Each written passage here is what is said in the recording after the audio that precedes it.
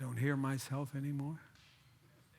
I thought you forgot to shut your microphone. No, but I was saying the same thing over again. Sure you weren't lip singing? All right, we're in chapter 7 of Genesis. And of course, we've already read or gone through that ourselves, so we're not going to go really verse by verse, but look at the things that are, some of the things that are discussed in there, highlight them. Tonight we have like 12 chapters, so we got about 5 minutes on each chapter. So 5 or 6 minutes. So we're going to be sort of cruising through there. Now, in chapter 7 is obviously when Noah goes into the ark after gathering the animals. And it's interesting that God tells Noah to come into the ark. And that tells us a couple of things. One is that God's in the ark there, and he's inviting him to come in there. And it's interesting because we have the same, and this is the first time the word come is used in the Bible. And we also have it in the last chapter of the Bible, in Revelation 22:17, where we have this statement, the Spirit and the bride say, come. Let him who hears say, come. And let him who thirsts come. Whoever desires, let him take the water of life freely. So early on here we see in the 7th chapter of Genesis and on to the last chapter of the Bible, we have this invitation really from the Lord for people to come. For people to come. Jesus said, come unto me, all you who labor and are heavy laden, and I will give you rest. Take my yoke upon you and learn of me, for I'm lowly and gentle of heart, and you will find rest for your souls. That's in Matthew 11:30, I think. Now, there's the statement here as well in this chapter referring again to Noah's righteousness. And his righteousness, we see, was imputed to him by faith that he received by the grace of God. This is kind of finishing off what we saw in chapter 6 last week when it said that Noah found grace in the eyes of the Lord. That he found grace and he recognized the grace of God. He receives it by faith. And then, like Abraham later, it is accounted to him for righteousness. That's how it takes place. For by grace we are saved through faith, and that not of ourselves. It's a gift of God, not of works, lest anyone should boast. So you see, salvation is the gift of God spoken of there, that we receive. It's given to us by God's grace. It's received by faith. As are all the promises of God. Now, no reason is given here specifically for the difference in why there's only one pair of unclean animals and 7 pairs of clean animals. No specific reason is given. We can suppose one possibility is that the animals were intended to be used for sacrifice afterwards, that, since they're clean animals, they'd be able to be used for sacrifice.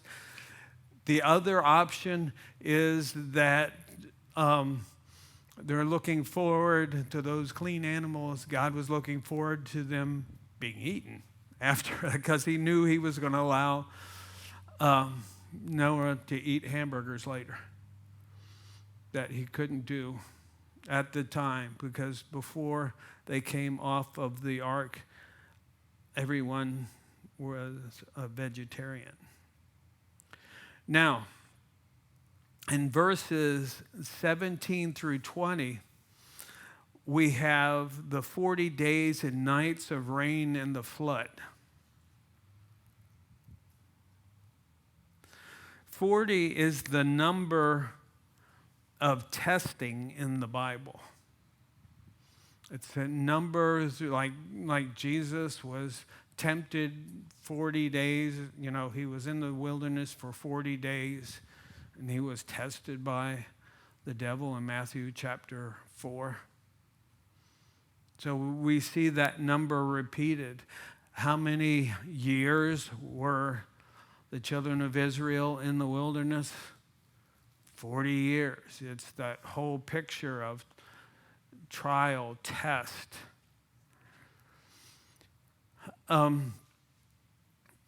Now, the water here then in this paragraph continues to rise until it's 15 cubits over the mountains. And that meaning, and that totally blows out of the water the idea that some thought that it could be a local flood. You have some people today try to argue that it was a local flood. Well, if you go over the mountains, it's not a local flood. You can't pile water up or put it up at an angle. It's going to be level everywhere. So if it's above the mountains, then it's above everything.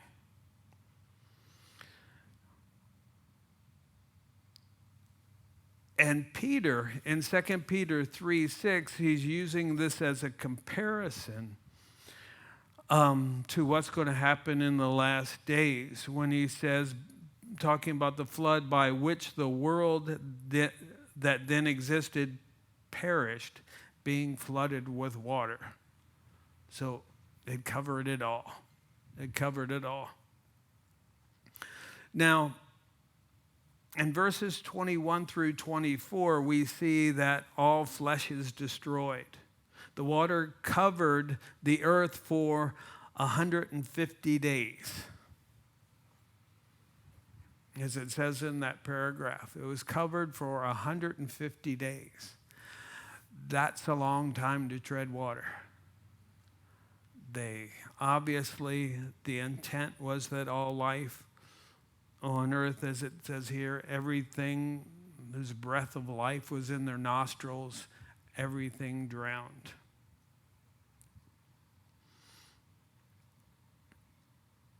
But the cool thing about it is the ark is really a picture of Jesus, and the water depicts God's judgment, and all who enter the ark, enter Jesus, escape the wrath of God. As Peter again illustrates in 1 Peter 3:18 through 22. Now, chapter 8. It begins here in the first 5 verses and says, God remembered Noah. And he's like, okay.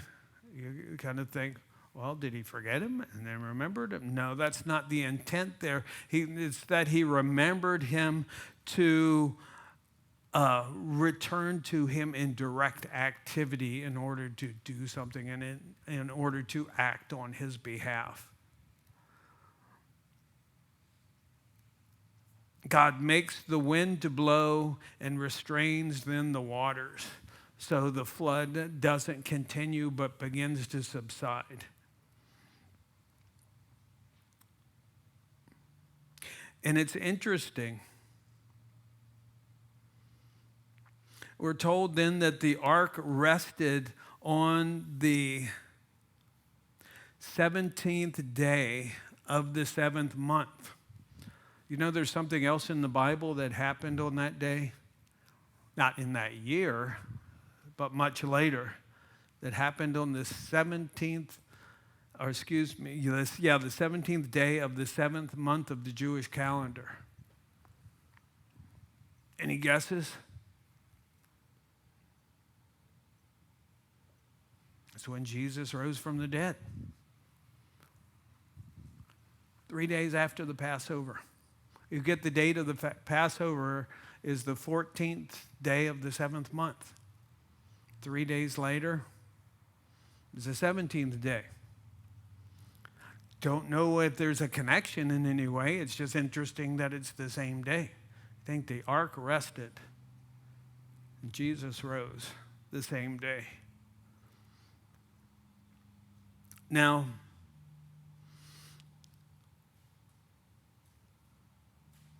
we get to the part here in verses 6 through 12 where Noah sends out first the raven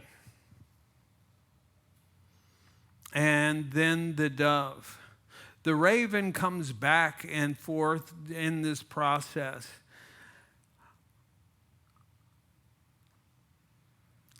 Then he sends out the dove, and the dove goes out, comes back, goes out, then finds an olive branch, then the next time goes out, does not return.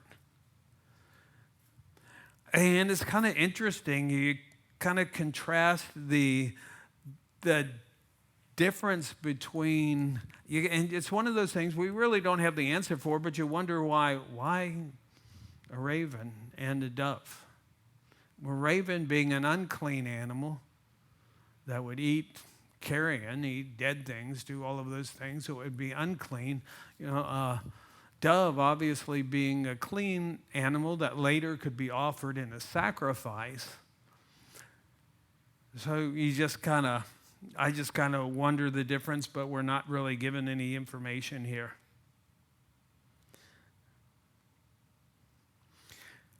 And then the ark is settled. The dove doesn't return. The water's subsiding. And then in verses 13 through 19, Noah is commanded to go out of the ark after being in the ark for 371 days. Whoa, that was a long cruise. That was a long cruise, 371 days. But what's interesting to me in that is once the ark had rested, Noah waited for God's command even to leave the ark. I don't know about you, but after being on a boat for 371 days, I'd be in a little bit of a hurry to get off the thing. Give me some dry land. But he waited. He waited for God's command. And then in verses 20 through 22, we see that Noah then builds an altar to the Lord, responding really to the grace of God in the salvation of his family. He builds this altar to worship the Lord. Worship is the appropriate response to the work of God. As it says in Romans 12, obviously, I beseech you, therefore, brethren, by the mercies of God, that you present your bodies a living sacrifice, holy and acceptable to God, which is your reasonable service. So it's an act of worship as we present our bodies a living sacrifice. The first thing on Noah's mind as he comes off is to build an altar and worship. And then God makes a covenant with creation that there will never be another worldwide flood.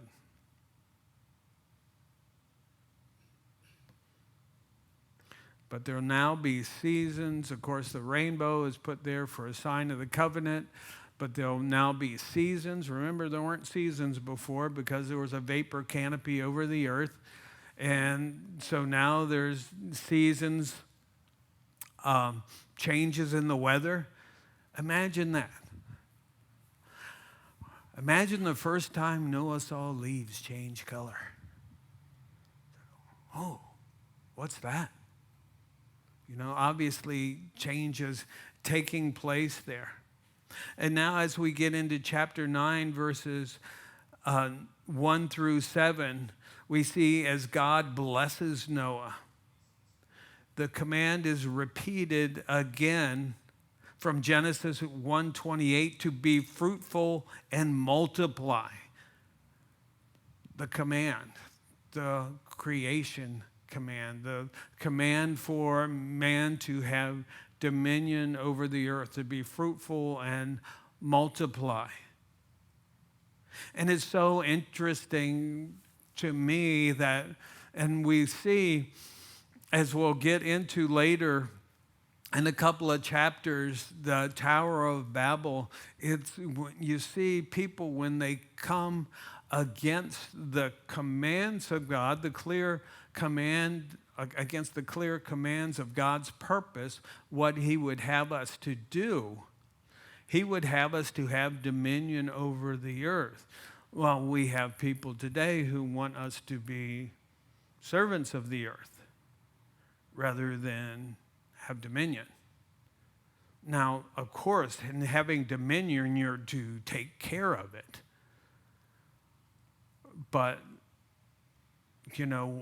people are being made servant to another agenda. And we hear, again, as we're told, to be fruitful and multiply. The opposite being taught.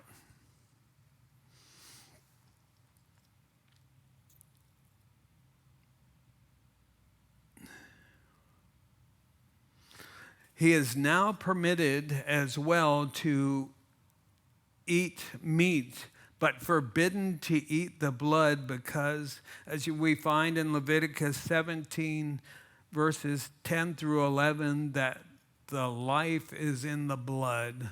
That's the reason why God forbid the children of Israel from eating blood. We're not given the specific reason here. They're just commanded not to eat meat with blood. But we're given the reason later, because of the life is in the blood. It's interesting to me as you look at it, when Jesus rose from the dead, what he said to his disciples, he said, when he appeared to them, and they were questioning, they're worried about whether he's a ghost or not.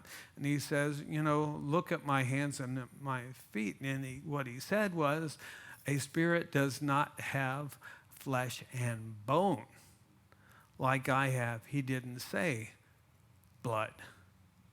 Life now is dependent upon the blood. Circulation, all that for providing nourishment, moving oxygen around the body, all of that. It's not going to be true with the resurrection body. We won't be blood drive anymore. We'll be spirit drive.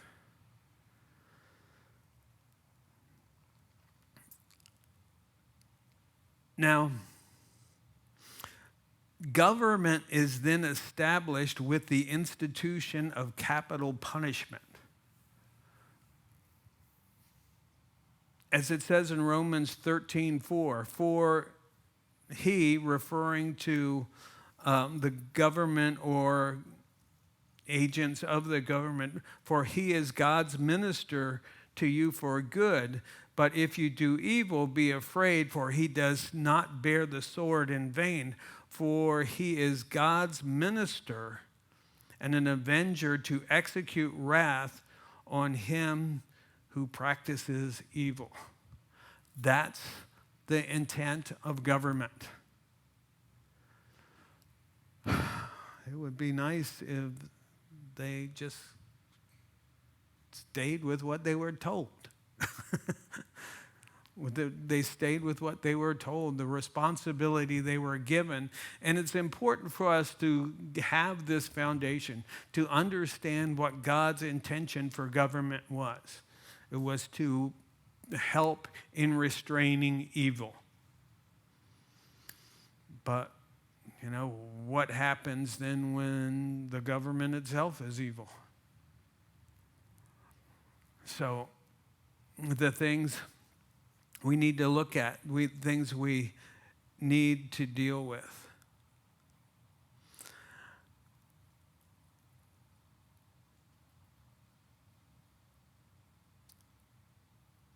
Now, he does specifically in verses 8 through 17 institute his specific covenant with Noah, giving him the sign of the rainbow, which was to be specifically a reminder of the faithfulness of God. He said he'd never again destroy the entire earth with a flood. You think, what's the big deal with a rainbow?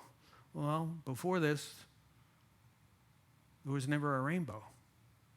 Because how does the rainbow appear in the sky? Through light from the sun shining through water droplets in the air.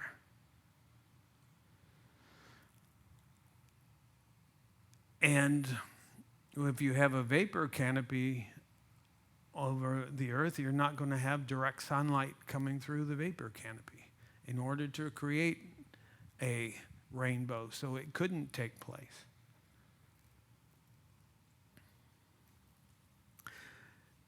Now, in verses 18 through 29, we have the interesting story of Noah and his sons. Noah, it tells us there, he grew some grapes, drank some wine, he got drunk, passed out naked on his bed. And the question comes, well, here's this great righteous man, and he got drunk. Well, either it was a shortcoming of his, or he had never had any experience with fermented grape juice before. That's the question there. But the issue, that's not really the issue, and some folks can make issues about drinking there, but that part of it really isn't the issue. Because remember, in the whole flow of the thing, where are we going? The next stop, okay, we started with Adam, we've gotten to Noah. Who's going to be the next major person we come to?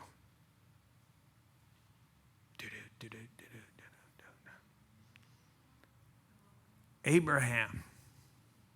We're going to be coming to Abraham. We've started, remember, in chapter 3 with the seed of the woman that's going to bruise the head of the serpent. So we're starting to look at look down that path towards where he's going to come from. It's narrowed and know it has to come from a descendant of Shem, first of all. Then we know it's got to be a descendant of Noah. And shortly we'll see where it gets narrowed again. But what's taking place here is you have Ham goes in, sees his father, according to what we gather from there, and he goes out and tells his brother. The idea is that he's, rather than doing anything about it, he's gossiping about his father. Oh, look, the old man's naked on the bed, passed out drunk. When he tells Shem and Japheth, what they do is they get a covering, a blanket or whatever, and they walk into the tent backwards so they don't see their father's nakedness and cover him. Noah wakes up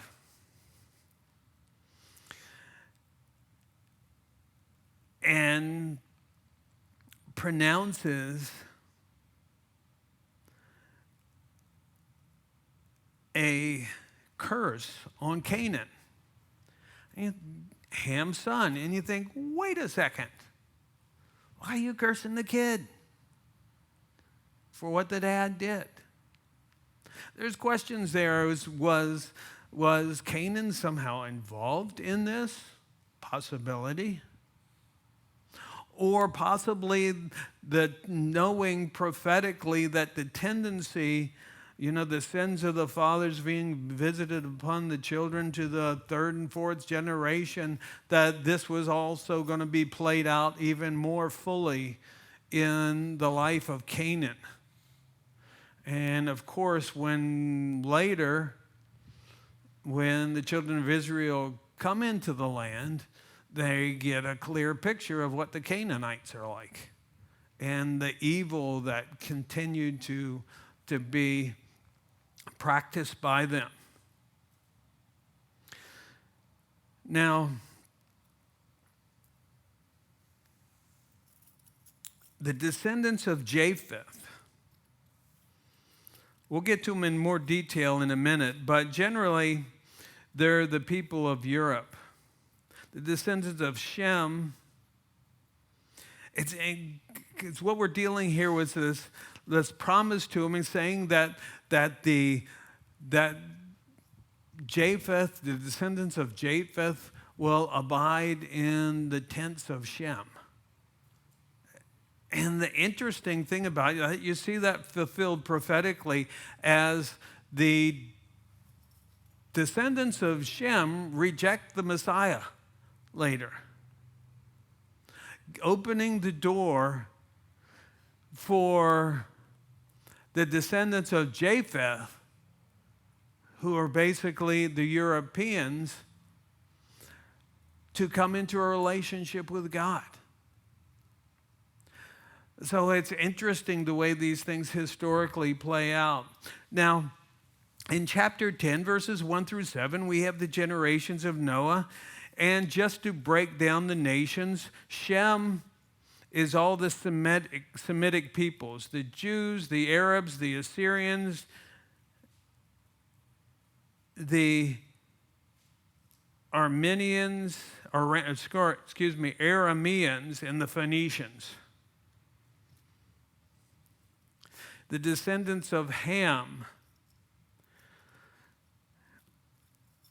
were Ethiopians, Egyptians, Canaanites, Philistines, Babylonians, and probably the African and Oriental peoples. The descendants of Japheth were the Medes, the Greeks, the Cypriots, the Caucasian people of Europe, and northern Asia. So you see the different areas that they went into. Now, at this time in verses 8 through 20 of chapter 10, we have this unusual character show up, Nimrod.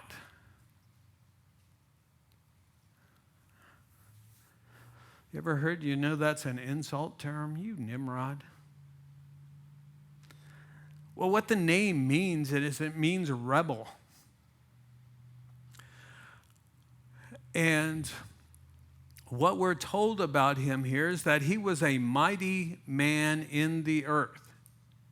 We're also told he was a mighty warrior before God. But the idea there is that he was a mighty warrior literally in the face of God. So the picture there is he's a rebellious person who gets in God's face. Not a smart thing to do. He was the first one to develop an empire, to create a kingdom. He was the one who founded what's referred to as the old Babylonian Empire. The new Babylonian Empire is the one we're familiar with under Nebuchadnezzar and all of those guys. But there was the previous Babylonian Empire that was founded by Nimrod. He also started building cities all around the area. He built Nineveh as well. So he was building a kingdom for himself. And of course, Babel was that kingdom that he built in rebellion against God. You see, because what it is, it's man setting up a counterfeit system contrary to the command of God. And as we'll see in chapter 11, they, instead of going out, being fruitful and multiplying and fill the earth, their view is, let's stay here and make a name for ourselves. This is about us, not about God. This is about us and what we can do for ourselves for the glory of man rather than for the glory of God, which is about every government system out there today. Everything being for the glory of man rather than for the glory of God. Now, in verses, before I go on any further, let's see. They have the counterfeit. Now we get to Shem again, and in verses 21 through 32, getting with the specifics of Shem. And he mentions the son of Shem there, Eber. It's possible that Eber is where the name Hebrew came from, because it was probably breathed there, so it would be Heber. And during this time, we're told the time of Peleg, his son, the earth was divided. The question is, what does it mean that the earth was divided? There's two opinions, two possibilities. One is that that's when it was divided linguistically because of the Tower of Babel and as God dispersed. The other opinion, which I'm sure you've heard, is that this is when you've heard of Pangea. Pangea is what it was when you look at geography. That's what they called when all the continents were together as one. And that because of continental drift, they separated. Of course, evolutionary geologists say it happened over millions of years, that sort of thing. But it's interesting, it says, though, during his time, the world was divided. It's like separated out. Possibility. Now, in chapter 11, of course, we do get the Tower of Babel. Again, built against the command of God because they wanted to make a name for themselves. There's always a danger for us of wanting to make a name for ourselves. So many ministers and ministries have fallen because they've become centered on somebody making a name for themselves rather than for the glory of God. Now, we're told as they started to build the Tower of Babel, what did they use? But they used clay, they baked clay, made bricks, and they used asphalt for mortar. If they have asphalt, what does that tell you? Oil. In fact, that's where what's his name? Was it Rockefeller?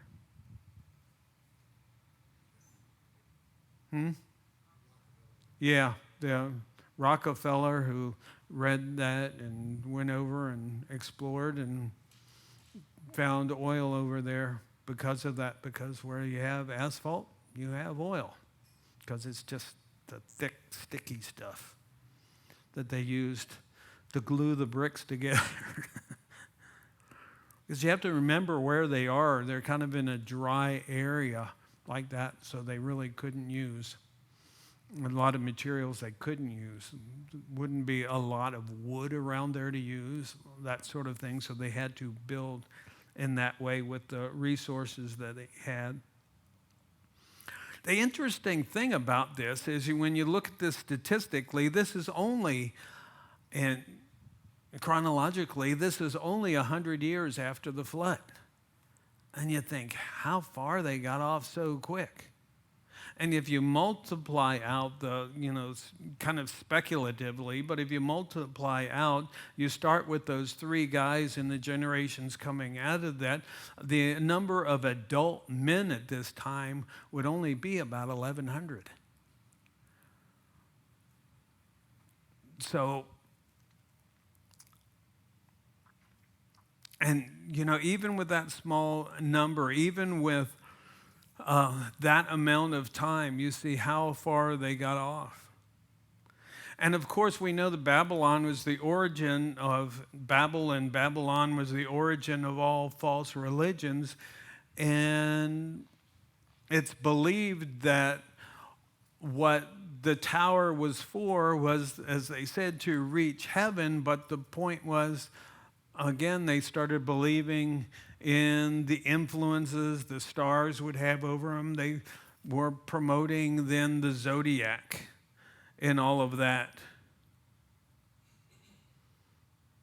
And you see, when you look at things that way, you study like that and you think all this stuff is having influence, control. I can understand it, and somehow our understanding of it gives us some feeling of control, because that's what they were seeking, was to build a self-sufficient society without God. And you see people today, they are fine with a God they can manage. But have a very hard time with the one who's sovereign and ultimately in control.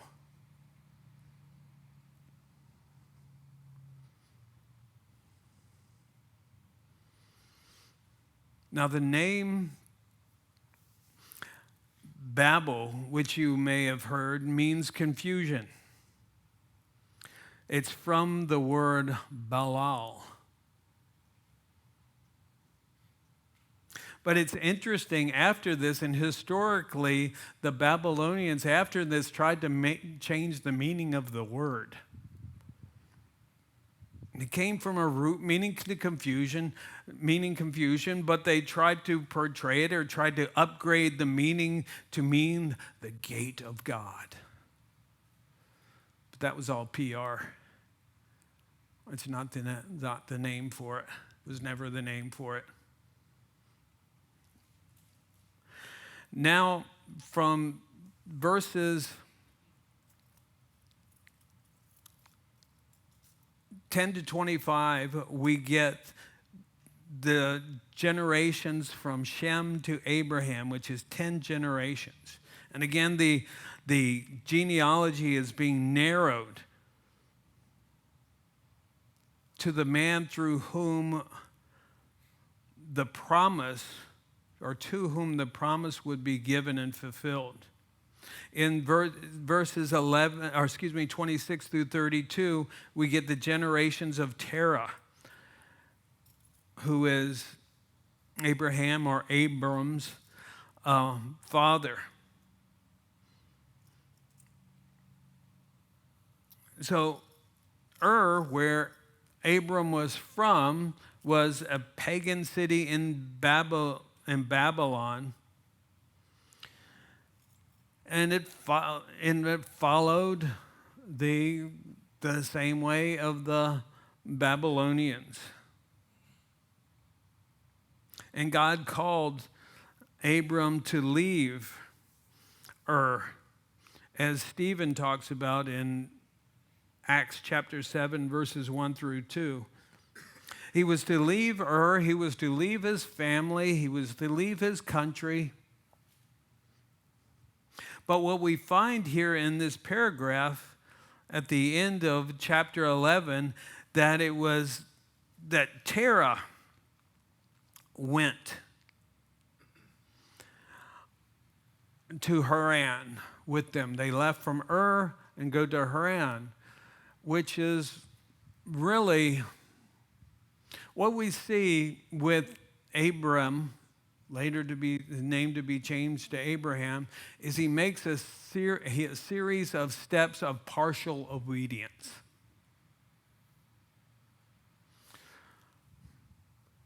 There might have been some other familial things going on, because remember, Abram's brother Haran, also named Haran, like the city. The city may have been named after the brother there. The father may have wanted to go settle the affairs of Haran because he died, and maybe he was the founder of that city. Again, speculation, but just wondering why Terah went over there. Why did he do that? Why did he have to go along? And was Abram compromising? What is he doing in the midst of this, and how he goes over there and he only goes so far? Yes, he leaves Ur like he's told to, but he goes only to Haran, and he takes his father and his nephew Lot and stops there in Haran.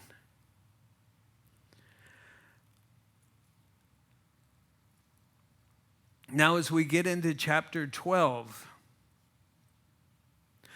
God calls specifically Abram and blesses him with a promise related to the Messiah in verses 1 through 3. Again, there's call to come out of Ur. He was promised a land, a great nation, a great name, a blessing, and that through him all the families of the earth would be blessed. Ultimately through the Messiah, ultimately through Jesus, through whom all the nations of the earth will be blessed with the availability, with the offer of salvation. As I said, he goes to, and it's kind of a little bit out of order there, because it starts at the end of chapter 11 talking about Terah and Haran, but in the part that comes at the beginning of chapter 12 with the command to leave Ur actually took place before that. So actually, chronologically, it's a little out of order. It's talking about Terah first because he's the father, and then it goes back and it talks to Abraham, or Abram, who's the son, and describes what took place even before that. And so,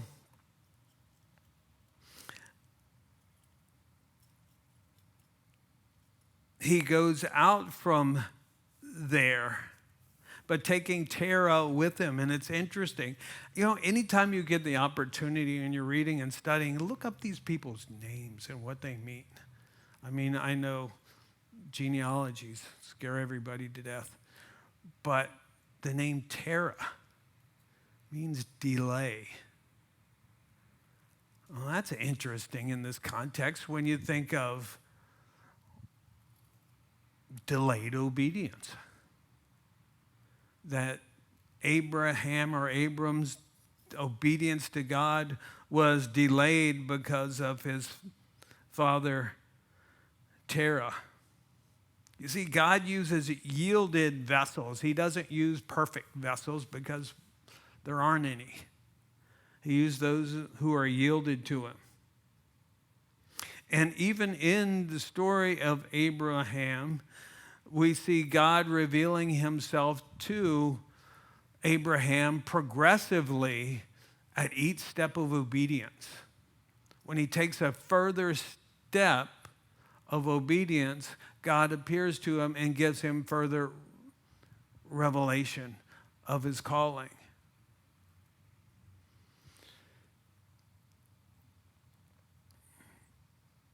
So,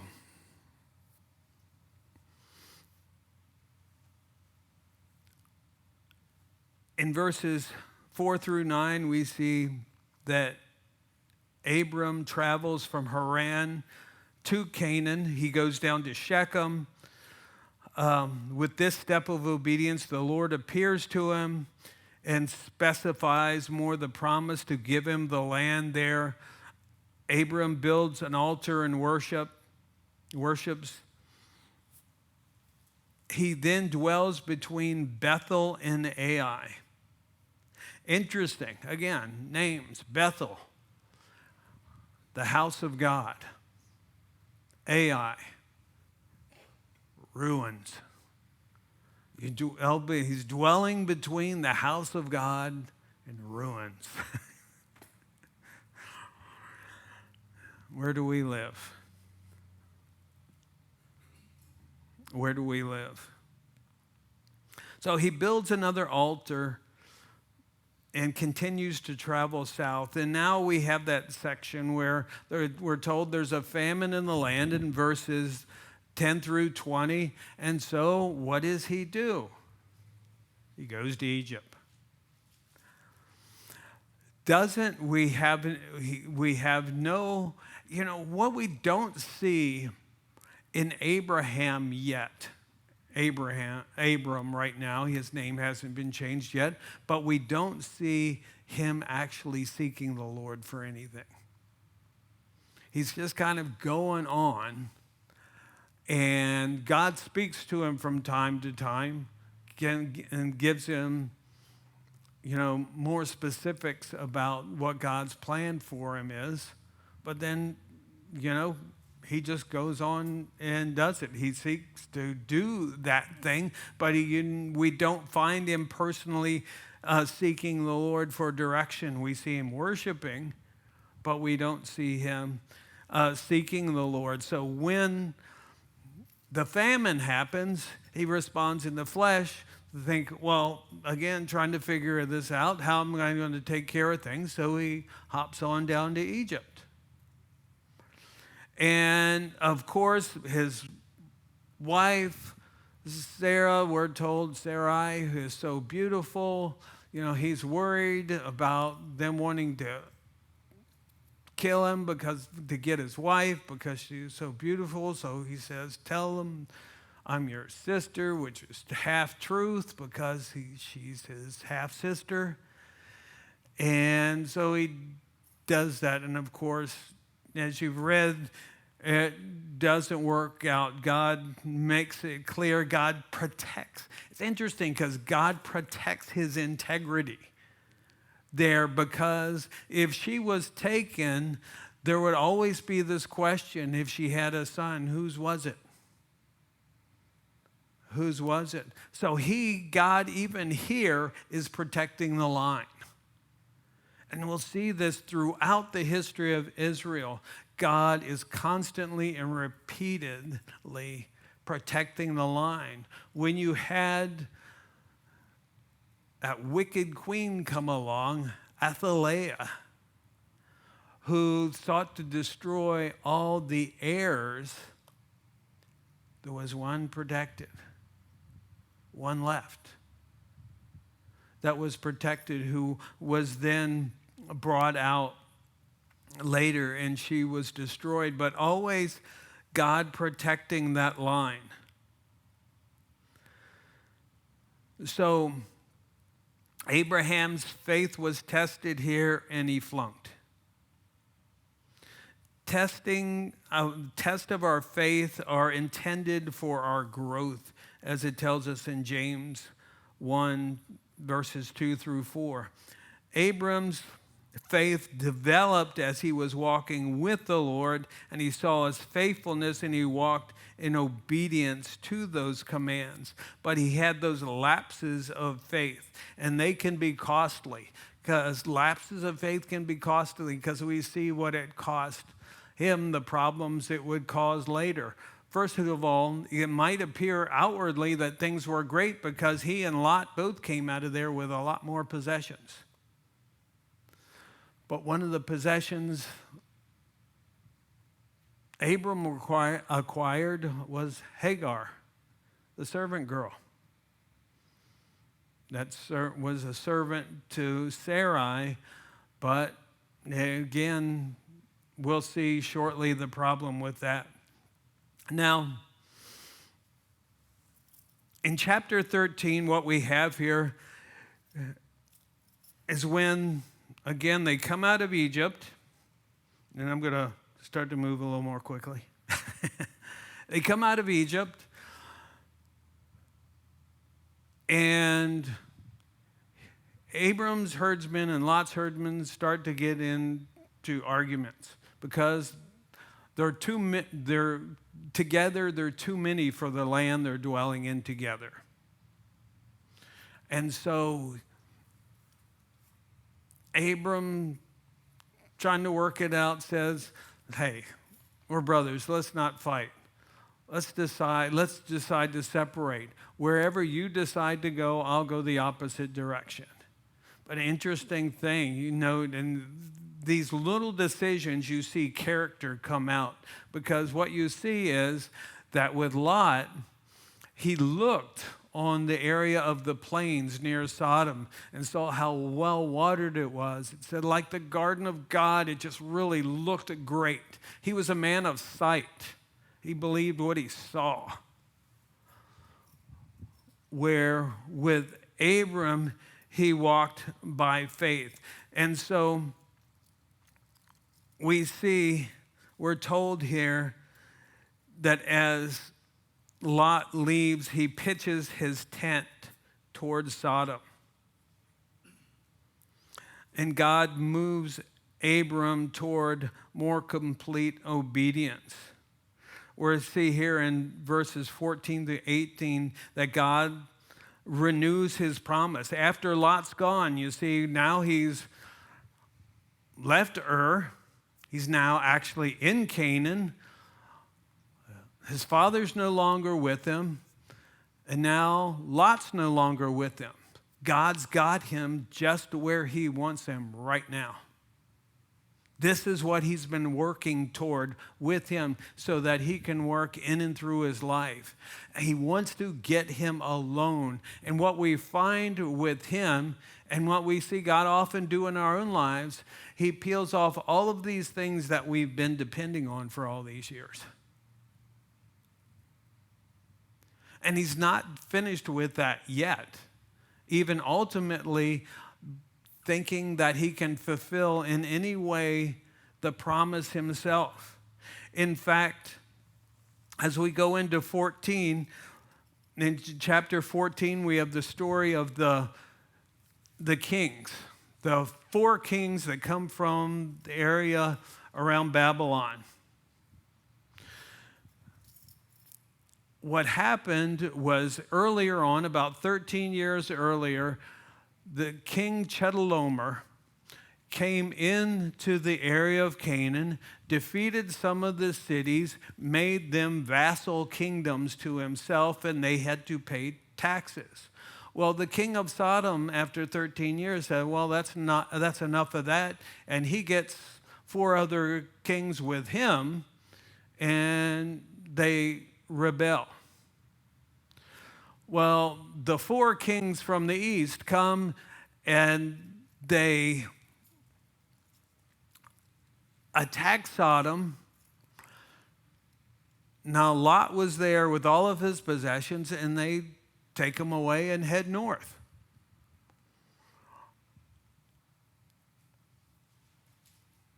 Abram hears of it. He arms his, I think it was 318 servants. Imagine that.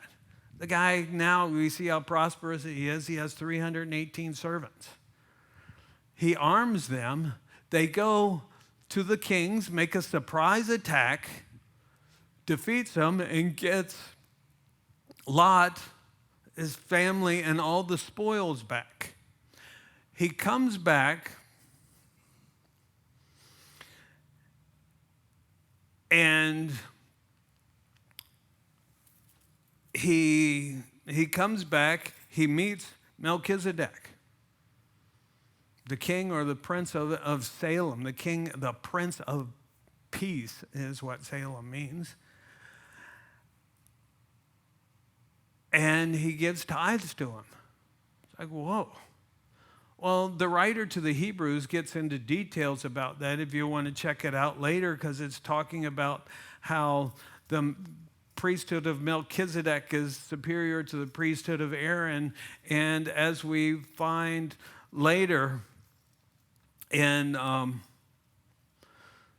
Psalm 110:4, that it refers to Jesus, the Messiah, who's to come as a priest forever according to the order of Melchizedek, which supersedes the priesthood of Aaron and is greater than it. So he gives tithes to him, and Melchizedek gives him bread and wine. Also, here what takes place is as they bring all the spoils back, the king of Sodom says, well, just give us the people back. You keep all the spoils. Abraham says, here's a lesson that he's learned. He said, no, I'm not going to take any of your stuff. I don't want anyone to be able to say, you enriched me, rather than God. I don't want anyone to be able to take credit for the work of God other than God himself. And it's interesting to me when somebody will make a difficult decision like that, referring to take resources from people because it'd be better not to. And that's what a lot of people don't understand. One time it happened at Calvary Costa Mesa when they were, in more of their formative time. They had, at this time, of course, in the 60s, $1 million was worth a lot more than it is today. And Pastor Chuck was offered $1 million, and the Lord told him not to take it. Because if they took it, people would say, well, this is the reason why Calvary Chapel was blessed. Rather than the Lord acting in there directly. So it's important to see in what we do that we're, in a sense, defending the honor of God. We're defending the honor of God in that we don't do things the way the world does. We don't do things the way the world does, but we do things the way he calls us to do. In chapter 15, we see that at this time, in the first verse there, he talks about how, at this time, after this, he brings him back, God appears to him. And he says to him, Abram, do not be afraid. You know that expression, do not be afraid, appears in the Bible 365 times. And as someone said, that's great because it means there's one time for every day of the year that God says to me, do not be afraid. But the cool thing about it is, first of all, again, Abram being worried about the possibility of those kings coming back, and if they discover what went on, it was just a surprise attack. It wasn't a big army that attacked them, that they might come back and try to attack again. Well, God says to him, don't be afraid, Abram. I'm your shield. And remember, he turned down the spoils. And God also says to him, I'm your shield and your exceedingly great reward. Abram, what's your reward? I am. And that's what we need to see as well. You see, we can accumulate all kinds of stuff. Reputation, riches, all of those things. But when it comes to the end of your life, what is your ultimate reward? What is your ultimate reward? Jesus, your relationship with the Lord. That's all you have left at the end. There's no people left around. When you're gone, you're gone.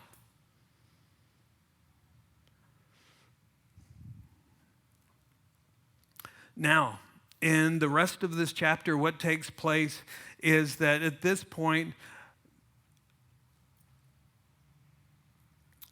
God calls him again, and he makes this covenant with him. He tells Abram to lay out this sacrifice, and he divides up the animals, lays them out. There's several animals, lays them out, and this is the way that a covenant was sealed back at that time. What would take place is the two guys that were going to make the covenant, they would make a sacrifice, they'd lay it out, and then both of them would walk through the sacrifice, obligating both of them to the covenant.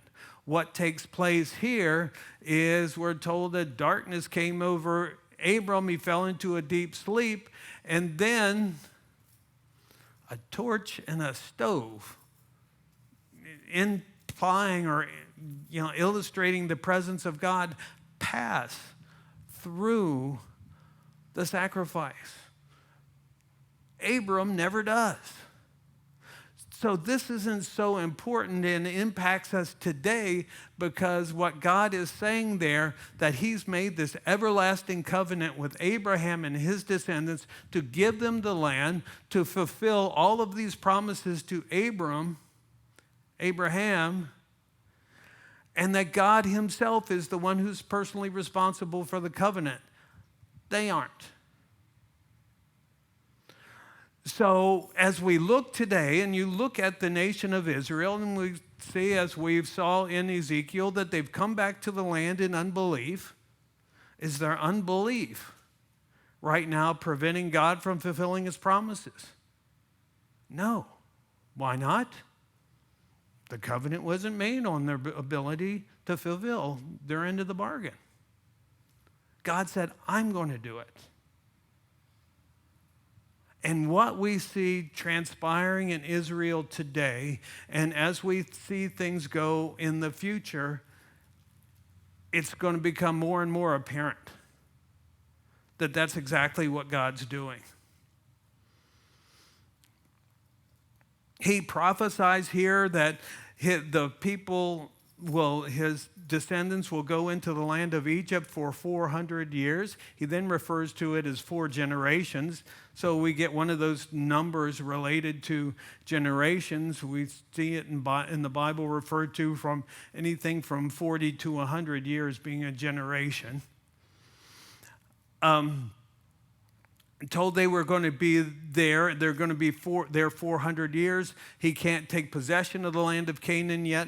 And the specific reason he's told is because the iniquity of the Amorites has not yet been fulfilled.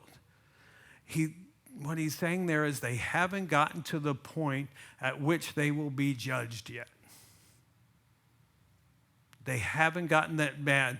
God's letting them play out their life, living out their free will, going the way they desire to go, and as they get to the point where God steps in and judges, he'll do just that. We don't know always exactly what that point is. We wonder with our own nation. As we see here, as we'll get to shortly, Sodom and Gomorrah, when they're judged,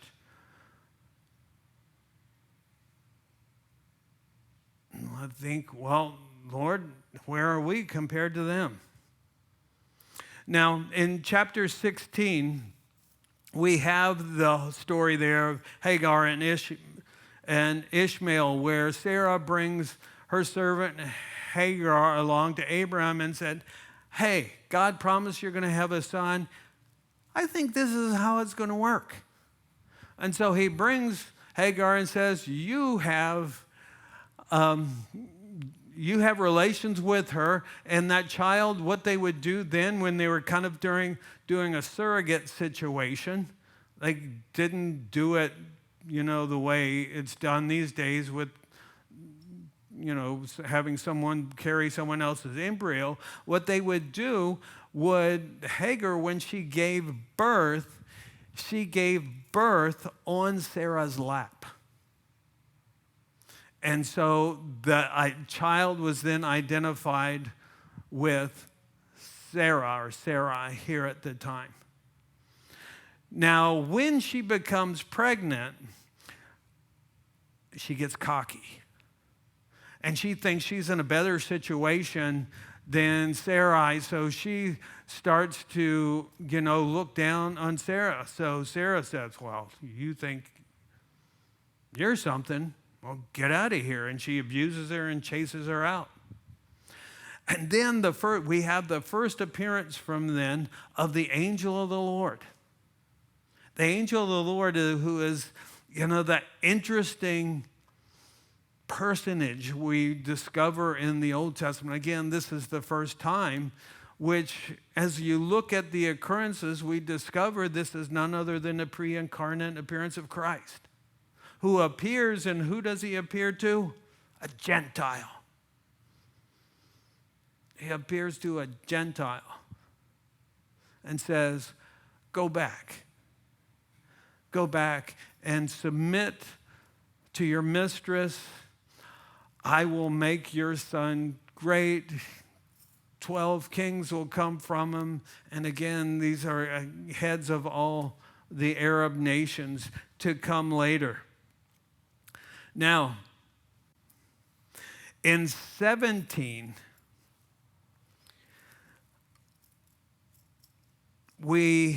God renews the covenant in verses 1 through 16 and changes Abram and Sarah's name. He changes Abram, which means exalted father, to Abraham, which means father of a multitude. He changes Sarai to Sarah. And the difference between both forms of the name in the center there, all it is in Hebrew is a breath. Changed from Abram to Abraham. Changed from Sarai to Sarah. And in that we see here, and what we see here repeatedly, is that what's being contrasted here is the walk in the Spirit versus the walk in the flesh. In fact, in verses 17 through 22, we have a repeated promise of Isaac to be born through Sarah. Abraham laughs, not in unbelief, but in joy and wonder.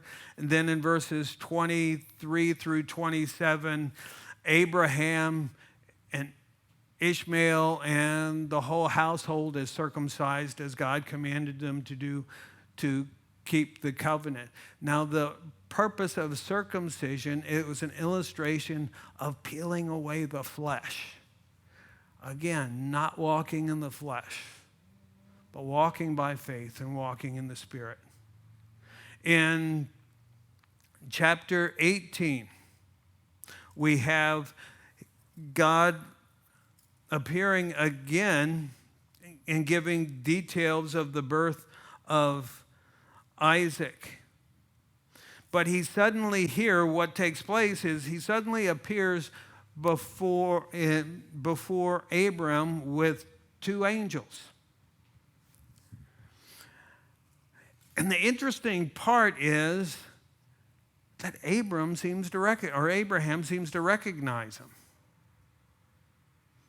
And he's been walking with the Lord long enough, it seems, that maybe he recognizes his voice.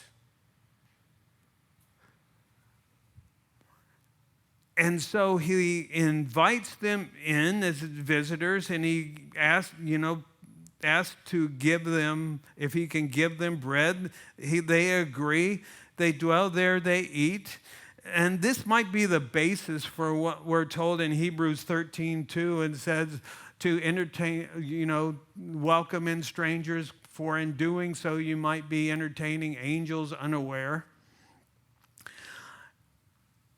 And so the Lord tells Abraham that in the following year, Isaac's going to be born. Sarah's listening in the other room, probably ear with a cup on the curtain. And she laughs to herself. And the Lord says, why does Sarah laugh? She says, I didn't laugh.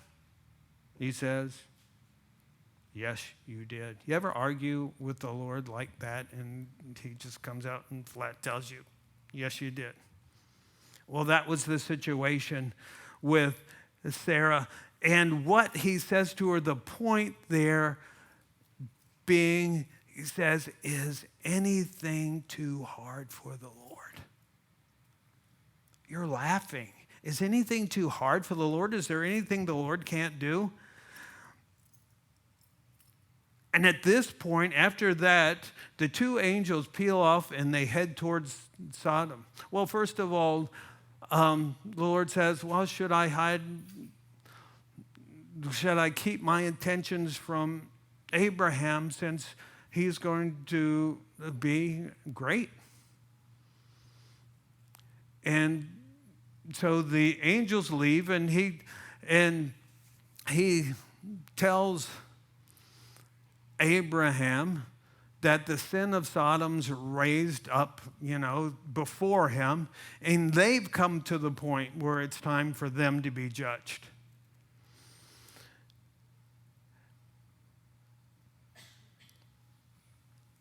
And so God gets into this conversation, or Abram gets into this thing. He starts out, well, Lord, shall not the judge of the earth do rightly if there are 50 righteous people? Will you judge Sodom for 50 righteous people? He said, no. He goes down, what about 45? How about 45? And he goes on. Gradually, he gets down to 10, and he says, no, if there are 10 righteous people in Sodom, I won't judge it. And he stops there. And then the Lord departs.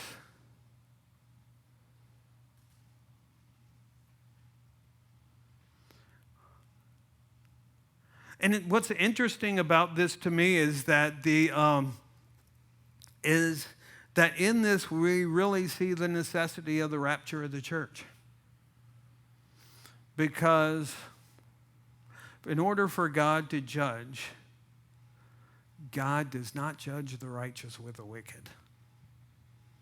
And as it tells us in Thessalonians that God has not appointed us to wrath. And the purpose of the great tribulation is God exercising his wrath on a Christ-rejecting world.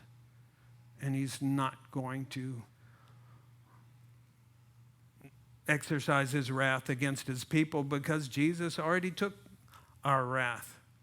And now in chapter 19, our last chapter here, we have Lot,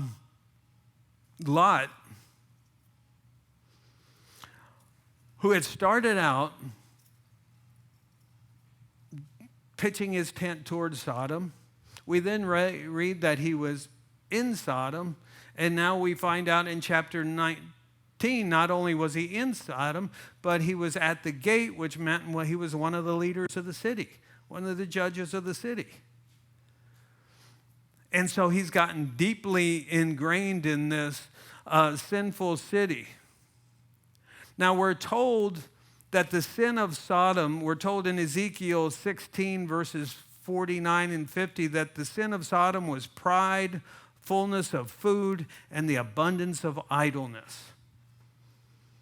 Now that was manifested in their extreme homosexual sodomite behavior, but the root sin there was pride, fullness of food, or gluttony, and abundance of idleness.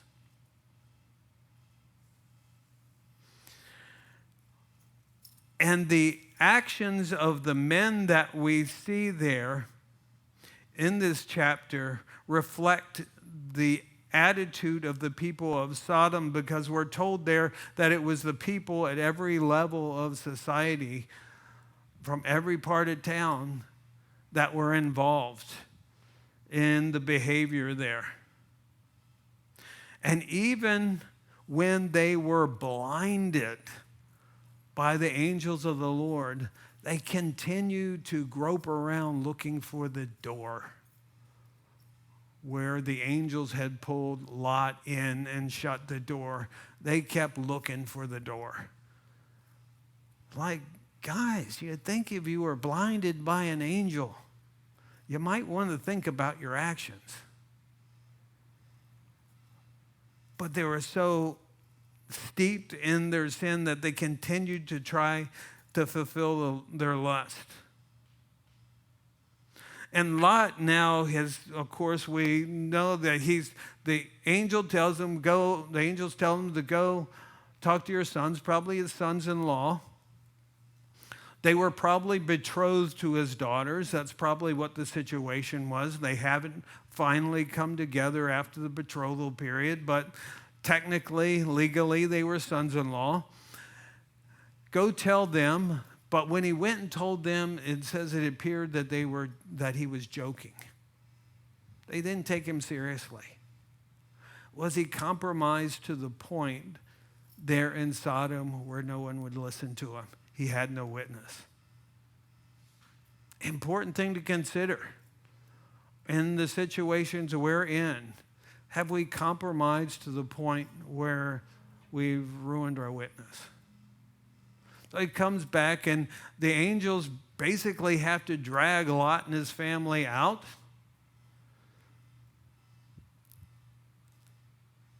They're reluctant to leave. He drags them out. The angel says, you got to get out of here. I can't do anything till you're out of here.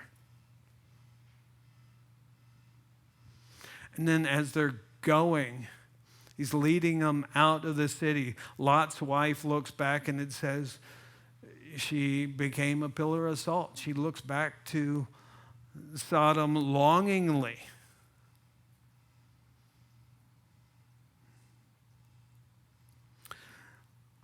The problem with Lot and his family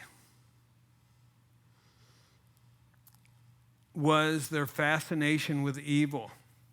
In Romans 1:32, we're told that it's not only those people that do those actions that are guilty, but those who look approvingly upon them committing those actions.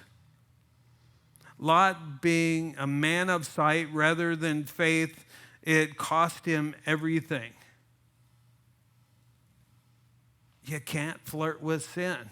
We're told here as well that after he left there, he went to the city of Zoar. After asking the angels to spare that one city, he says, well, it's a little city. You can spare this little place. He goes there, but after then Sodom and Gomorrah are destroyed, he gets scared and he heads to the mountains. Then they think the idea, what's in his mind, the mind of his two daughters that are left, is, hey, we're the only people left on the earth. So his daughters, in turn, oldest first and the youngest, get him drunk and sleep with their father in order to have kids, because they think everybody else is gone. See, the total loss of perspective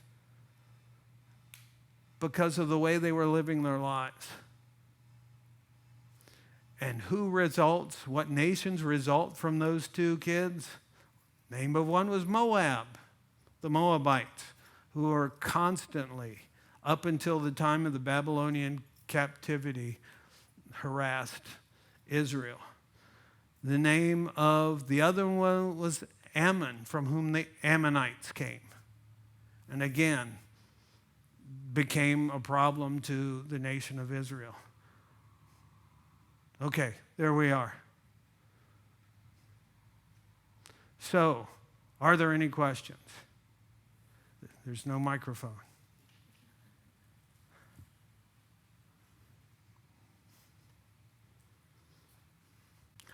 A lot there. Yes? Said, repeat the question. Said, how many righteous people were there? How many righteous people were there? Well, the only one who was righteous, well, ultimately, if you look, absolutely, you're right, no one. But what we're told there, when Lot was going to be rescued, it said that God remembered who? Abraham. And basically, Lot got out on Abraham's coattails. That's what it boils down to. And that's why he wasn't judged. Well, actually, we're told in the New Testament that Lot was righteous, that his righteous soul was vexed there in Sodom. But what does it mean to be vexed? To be vexed means, you're allowing yourself to be hammered by all this stuff. You're distressed by it. He's bothered by it. But he didn't do anything about it. He just allowed himself to be vexed and oppressed and bothered. But he never responded righteously. He never stood up to it. And I think as you look at it today, there's probably a lot of vexed people and vexed believers in the world today. Just allowing themselves to be hammered, but never responding, never taking a stand for anything, not standing for righteousness. Anything else?